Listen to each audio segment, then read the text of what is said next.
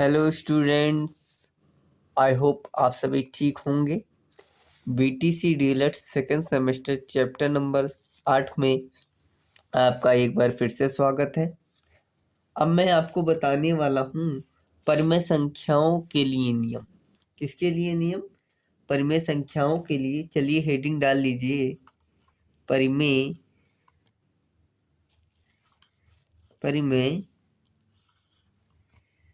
संख्याओं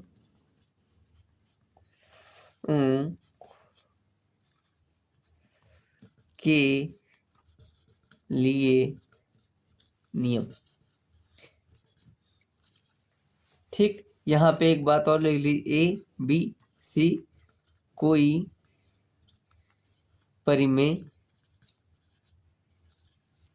संख्याएं हैं। ये आप डाल लीजिए। इतनी आप बात इसको ना लिखिए, आप इसको ना लिखिए, आप इतनी बात हेडिंग के रूप में, मुख्य हेडिंग के रूप में लिख लीजिए। मेरे ख्याल से आपने लिख ली होगी इसको, मुख्य हेडिंग के रूप में आपने इस बात को लिख लिया होगा। अब अगली पॉइंट की ओर, फर्स्ट पॉइंट की ओर बढ़ते हैं। फर्स्ट पॉइंट में एक बार हमें दोबारा पढ़ना है। जैसे हम सब में संवरक नियम पढ़े हैं, इसमें भी हमको संवरक नियम पढ़ना है। संवरक नियम को अंग्रेजी में क्या कहते हैं? क्लोजर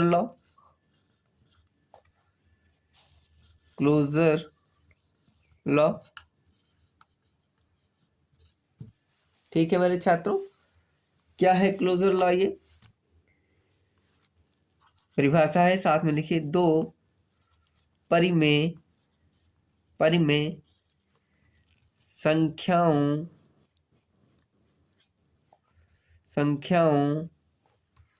का योग व गुणनफल सदैव एक परिमेय संख्या होगी। मेरे छात्रों, ध्यान से एक बार समझिए। दो परिमेय संख्याओं का योग का मतलब होता है जोड़ना। दो परिमेय संख्याओं का योग व गुणनफल का मतलब गुणा करना, सदैव एक परिमेय संख्या है। सदैव एक परिमेय संख्या यहाँ पे होती है, लिख लेते हैं, होती है। चलिए देख लीजिए इस पे। अब मैथमेटिकल में जैसे मान लीजिए 3 + 5 है, तो 3 + 5 का योग ये क्या होगा? ये एक हमारा एक परिमेय संख्या होगा, और इसकी जो गुणा होगी वो भी क्या होगी? एक परिमेय संख्या होगी। इसको नॉर्मली आप अंग्रेजी में लिखते हैं a + b, एक परिमेय संख्या है, और a × b भी एक क्या है? एक परिमेय संख्या। यहाँ पे इस चिन्ह की जगह परिमेय लिख लेते हैं, परिमेय संख्या। ठीक है, ये भी परिमेय संख्या है। यही नियम है, बस इतना ही नियम है कि इसका जो गुण का, यदि ए 3 हमारी एक परिमेय संख्या है, 5 हमारी एक परिमेय संख्या है, तो 15 भी हमारी एक ऐसी होगी, परिमेय संख्या होगी। इसी प्रकार 3 यदि हमारी परिमेय संख्या है और 5 हमारी परिमेय संख्या है, तो इनका जो गुणनफल होगा 15, यहाँ पे 15 नहीं, यहाँ पे 8 आएगा, मैंने गुणा में लिख दिया। 5 3 8 और यहाँ पे 15। ठीक है, तो इनका जो गुणनफल होगा 15, ये भी तो एक परिमेय संख्या होगा। इस तरह यहाँ पे 8 एक परिमेय संख्या है, वैसे ही यहाँ पे 15 भी एक क्या होगा? एक परिमेय संख्या होगी। मेरे छात्र बताएं कि आप समझ पाए हैं कि नहीं समझ पाए। कोई डाउट हो तो कमेंट करिए, कोई डाउट हो तो फटाफट कमेंट करिए, फटाफट बताइए। अगर इसका मैथमेटिकल चाहते हैं, अगर मैथमेटिकल बनाना चाहते हैं, तो मैथमेटिकल भी बहुत ईजी है। लिखिए a, b अवयव है किसके?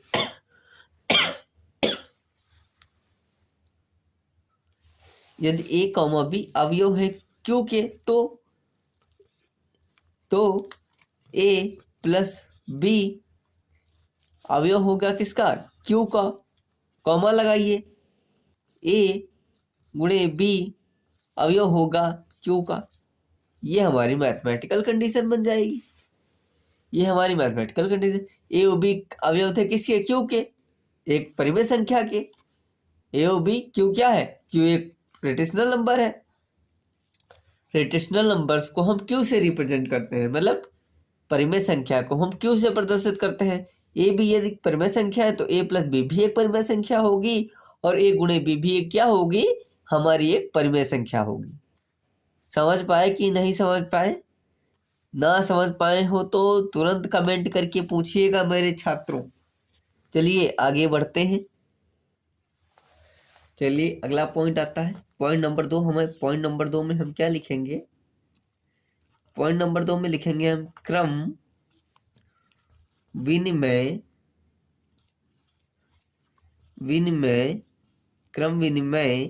नियम। क्रम विनिमय नियम को अंग्रेजी में क्या कहते हैं, कम्यूटेटिव लॉ।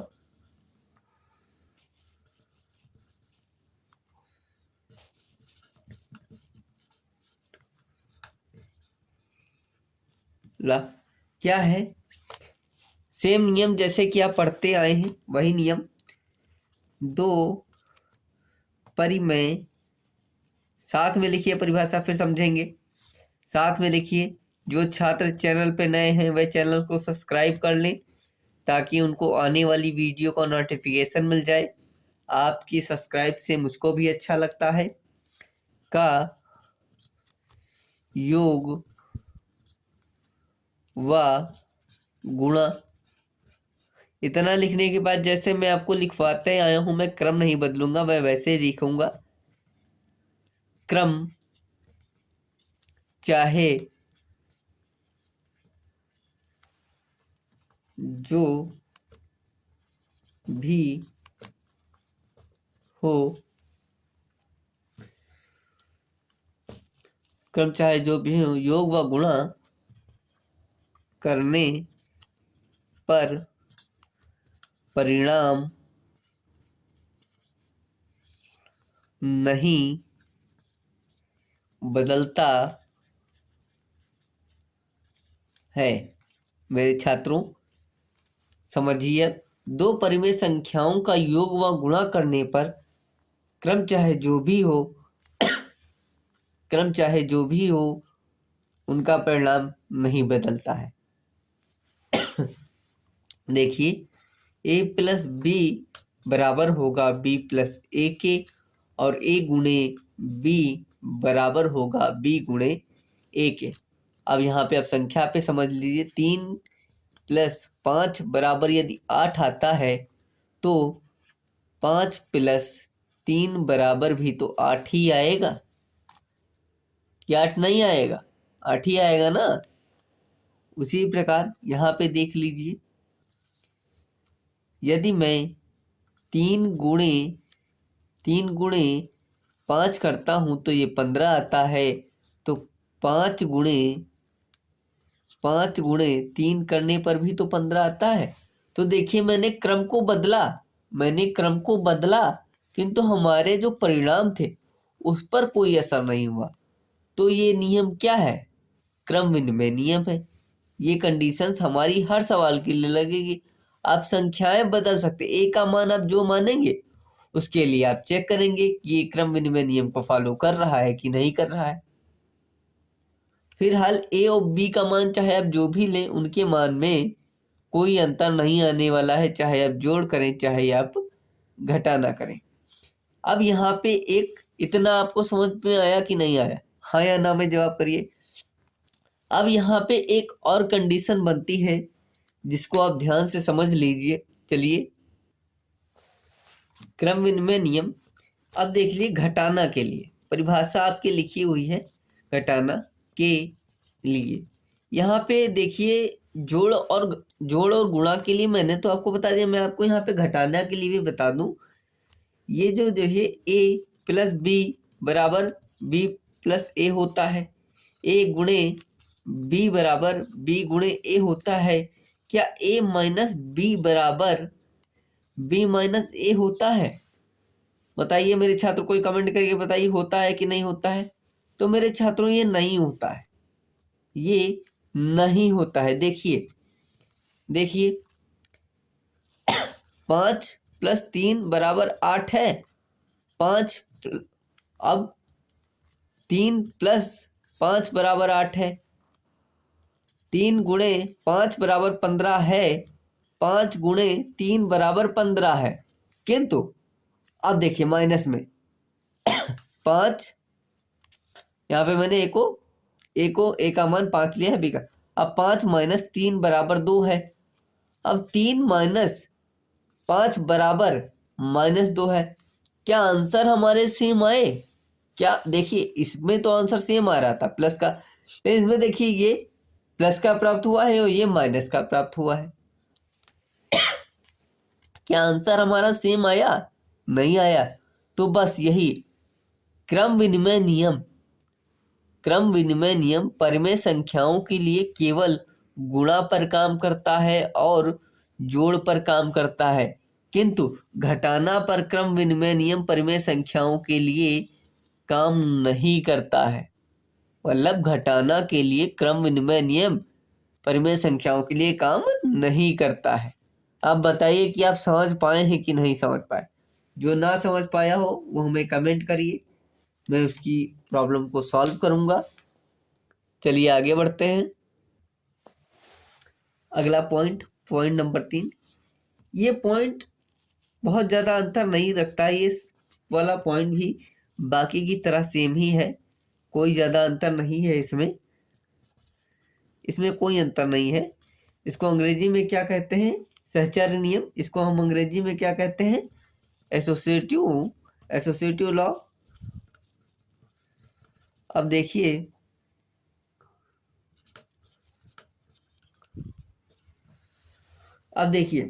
इसमें क्या है, आपको 3 संख्याएं मैंने ली थी ए बी सी, कोई 3 परिमेय संख्याएं हैं, ये माना जाता है, माना ठीक। ये ए बी सी कोई 3 परिमेय संख्याएं हैं। अब हमने सेम काम, इनमें जोड़ का काम करना है और गुणा का काम करना है, जोड़ गुणा हमें करना है ठीक। पॉइंट 1 और पॉइंट 2 हमें ये 2 काम करने हैं। इसके सहचर्य नियम के अंतर्गत भी हमको ये 2 ही काम करने हैं, हमें अंतर नहीं करना, मतलब घटाना नहीं करना। अब देखिए इसको जोड़ते हैं, a + b + c बराबर होगा a + b + c के। देखिए अब यहाँ पे गुणा भी मैं कर दूं, a × b × c बराबर होगा a × b × c।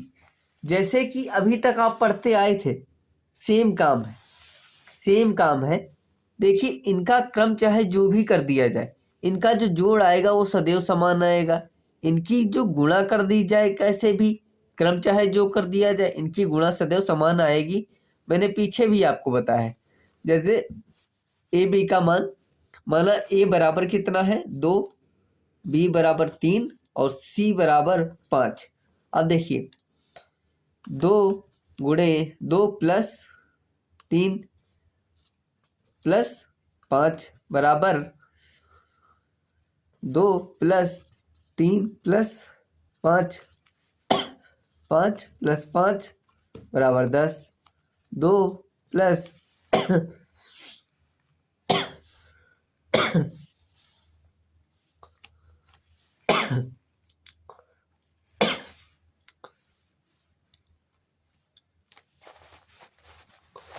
8 बराबर 10। देखिए LHS RHS के बराबर आया कि नहीं आया? LHS यहाँ पे 2 3 जोड़ा 5 हो गया, 5 ये जोड़ा 10 हो गया, 3 और 5 जोड़ा 8 हो गया, 2 में जोड़ा 10 हो गया। देखिए जोड़ के लिए फॉलो हुआ कि नहीं हुआ? हमने चाहे क्रम, अब देखिए इसका क्रम बदल दीजिए।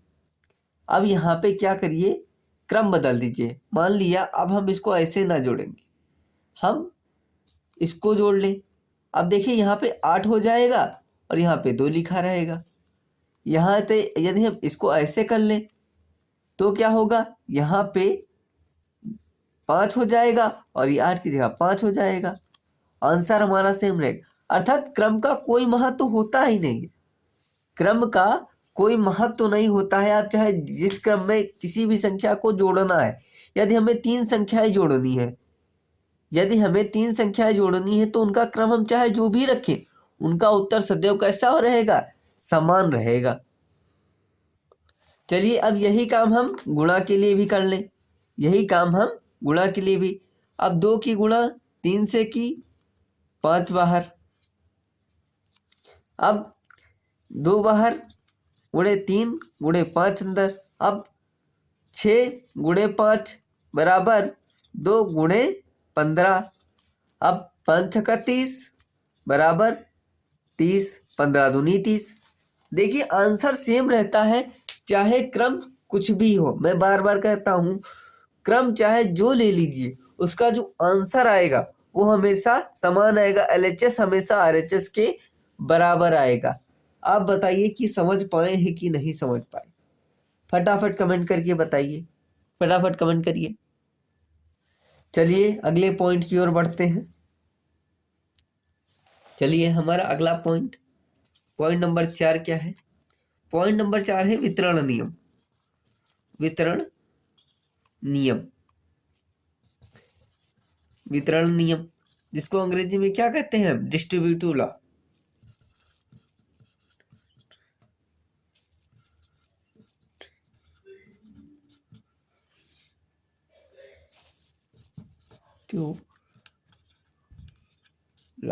ठीक, इसमें भी माना सेम काम करना है, सेम काम। ABC कोई 3 परिमेय संख्याएं हैं। साथ में लिखिए, और जो ना समझ में आए तुरंत पूछिए मेरे छात्रों, तुरंत कमेंट करिए, तुरंत कमेंट करिए मेरे छात्रों।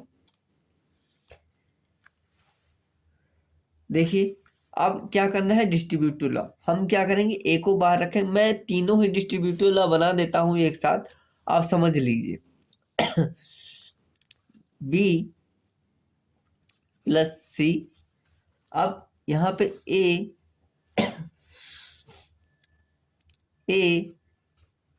B minus C। देखिए मैंने जोड़ का भी बता दिया है, अंतर का भी मैं बता रहा हूँ। देखिए अब A की गुणा जब मैं B से करूंगा, देखिए इसमें होता क्या, डिस्ट्रीब्यूटिव लॉ है क्या, वितरण। हमें जो मल्टीपल में होता है, ये हमारा मल्टीपल में है, ये हमारा मल्टीपल में। ये जो मल्टीपल में होता है, ये जो ब्रैकेट के अंदर आप ये देख पा रहे हैं, इन दोनों, ये जो 2 पद है B और C, 2 पद है, इन दोनों को हमें देना होता है। जो ये बाहर होता है, इससे हमें अंदर गुणा करानी होती है और प्रत्येक पद से करानी होती है। देखिए A की गुणा B से करवाएंगे, प्लस A की गुणा C से करवाएंगे, प्लस A की गुणा C से। अब A की गुणा B से और A की गुणा C से AC। देखिए इसका भी आंसर AB प्लस AC, और इसका ये। देखिए मैंने A को प्रत्येक पद को दे दिया, मैंने A को B को भी दे दिया, B के साथ भी A है और A C के साथ भी है। उसी तरह A B के साथ भी है और A C के साथ में भी है। यही वितरण नियम है, यही वितरण नियम है। समझ पाए कि नहीं समझ पाए मेरे छात्रों? कमेंट करिए, समझ पाए कि नहीं समझ पाए और बताइए मुझे। चलिए इसी के रूप में उदाहरण देख लीजिए। हम क्रम बदल देते हैं, क्रम बदल देते हैं और फिर बांटते हैं। भाई 3 संख्याएं हमारी नहीं, क्रम बदलते हैं और देखते हैं क्या आएगा। अब मान लीजिए, अब मानना है आपको, हम इस वाले B को बाहर कर लेते हैं। B बाहर कर लिया।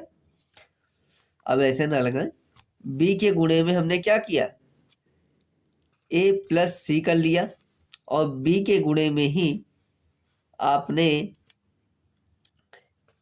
A माइनस C कर लिया। अब बी को हमें बांटना है, बी को हमें ए के साथ देना है, तो बी को ए से गुणा कर दी, प्लस लगाया। बी को सी के साथ देना है, सी से गुणा कर दी। अब इस वाले बी को ए के साथ देना है, बी गुणे ए।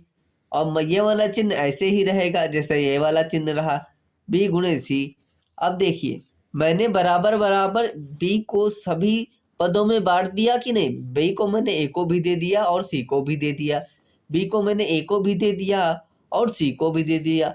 तो आंसर हमारा क्या निकल के आता है बताइए, बी माइनस ए प्लस बी सी। अब बी ए माइनस बी सी, देखिए यही आंसर है। सेम आंसर आया कि नहीं आया, आया। अब बताइए मेरे छात्र, कितने ऐसे छात्र हैं जिनको समझ में नहीं आया है। ना समझ में आया हो तो पूछ लीजिएगा मेरे छात्रों। और जो छात्र मेरे चैनल पे नए हैं वह चैनल को सब्सक्राइब कर लें ताकि उनको आने वाली वीडियो का नोटिफिकेशन मिल जाए। चलिए आगे बढ़ते हैं। हमारा पॉइंट नंबर 5, योगात्मक प्रतिलोम। योगात्मक प्रतिलोम, इसमें आप केवल समझ लीजिए, लिखवाना परिभाषा मत लिखिए।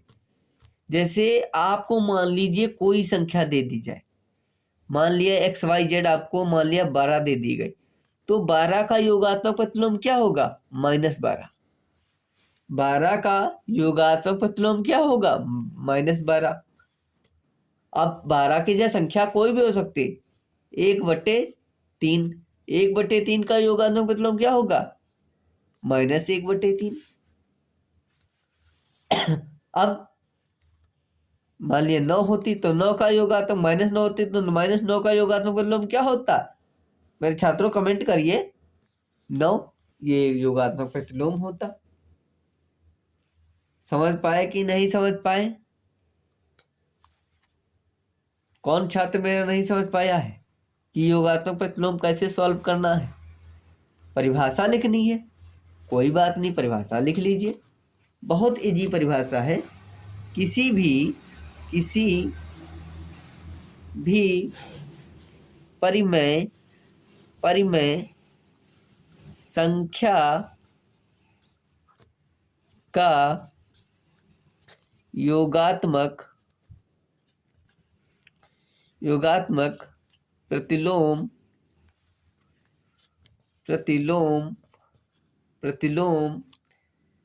वही संख्या होती है। बस यहीं पे कहानी आती है, यहीं पे तो कहानी बदल गए। बस विपरीत चिन्ह लगा होता है। जैसे मैंने अभी बताया कि 12 है तो -12 क्या होगी, योगात्मक प्रतिलोम होगी। -9 है तो 9 योगात्मक प्रतिलोम होगी। समझ पाए कि नहीं समझ पाए। मेरे ख्याल से अब मेरे सभी छात्र समझ गए होंगे कि योगात्मक प्रतिलोम क्या होता है। इसी तरीके की अन्य वीडियो को देखने के लिए हमारे चैनल पे बने रहिए, चैनल को सब्सक्राइब करिए। अगर वीडियो पसंद आया हो तो वीडियो को लाइक करिए और शेयर करिए। Thank you for watching. धन्यवाद।